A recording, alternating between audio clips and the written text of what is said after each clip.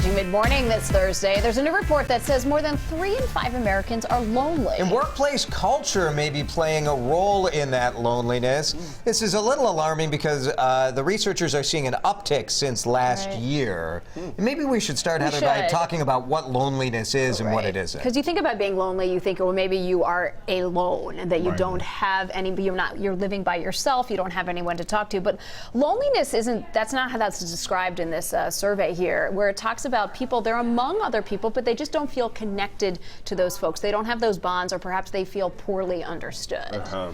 And that's a tougher nut to crack. Right. And I think, too, look at corporations, and a lot of people maybe work at cubicles. They don't get to really interact with a lot of people in the day. And I think that may be an issue for us. I feel like we're talking to people all the time.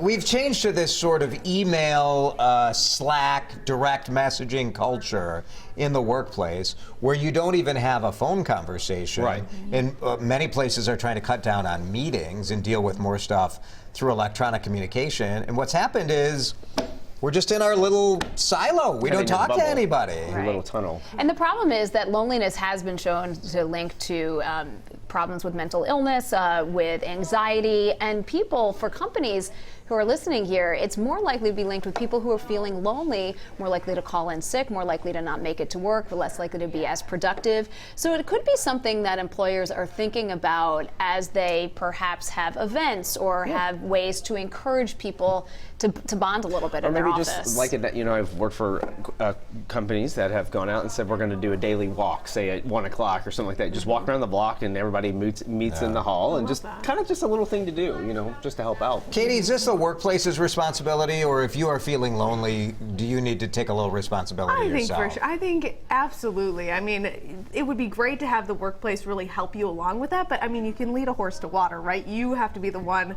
to go out, and that can be hard sometimes. It can be scary for people too. Yeah, exactly, to really put yourself out there. But I think it is really important to have that relationship, especially at work, because that's what, you look forward to, is the people that you see every What day. I thought was interesting in this too is there's a strong tie to social media, and heavy social media users are more likely to feel lonely. And that was interesting to me. And I wonder if part of it is you feel some sort of envy, or you feel jealous that they're out doing cool stuff and you're not a part of it. I don't know what that kind of like the tie FOMO. is. You look at posts and people are doing things where it looks like they're doing things all the time, vacations and stuff. I do it. I fall into it where I'm like, I wish I was there sometimes.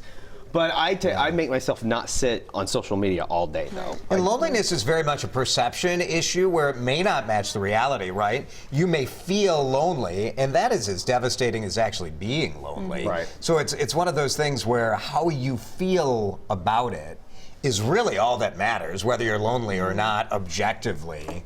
That doesn't really matter, right? Yeah. And this goes up and down the age spectrum. You think maybe it just might be for older Worse for folks. men. Worse for men, but why is that? Because we just we think Women are we're more fine. social, I guess. Maybe. All right. Riley, a lot of snow for some people. For those of us who got nothing, you're like, huh? Yeah. What happened? Mainly south of the metro.